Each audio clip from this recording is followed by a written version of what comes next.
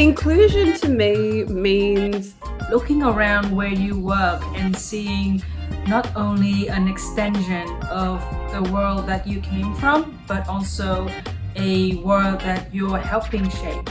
And having people who really live their values and are prepared to convert that into advocacy and policy that assists others. It's about recognising that not everyone has the same amount of access to opportunities and resources, and that we need to acknowledge this if we're going to make sure no one gets left behind. And I think that this is an individual, but at the same time, a collective effort.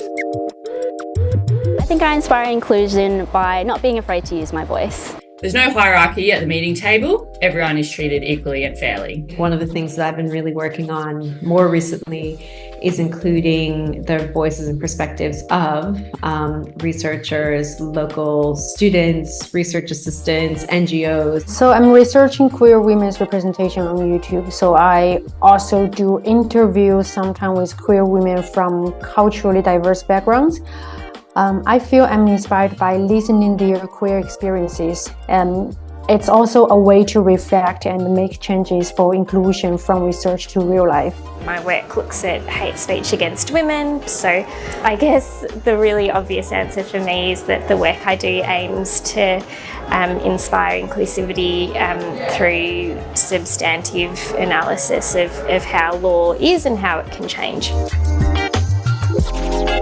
One of the people that I've been working with in Fiji, she heads up this organization called Fiji Fashion Week, and she's been at it for 16 years. I think it's more like the women that are next to me day to day. And I have loved getting to know the work of and be involved in communities fostered by Thao Phan. I think I'm always inspired by her work. From my mom to my sister to my aunties, and it's just kind of a source of strength for me, especially being so far away from home. There are lots of female researchers at the ADM+S that I work closely with that I really admire. But you know, it's really the professional staff that work behind the scenes that inspire me the most.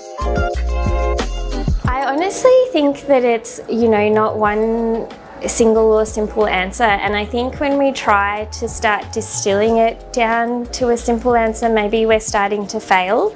To include someone doesn't mean just giving them a seat at the table. From the politics of citation, who we cite, from who we collaborate with. Knowing that people will step in and support and give advice, and it's not with the aim of criticism, it's about sort of making the project better. The small actions are really important to inspire inclusion. For so many years, I think the humanities and social sciences have been undervalued, but I think it's time that we recognise that these are fields that can contribute a lot to the understanding of technology and culture. And through that, make it possible for different types of thinkers and people to participate.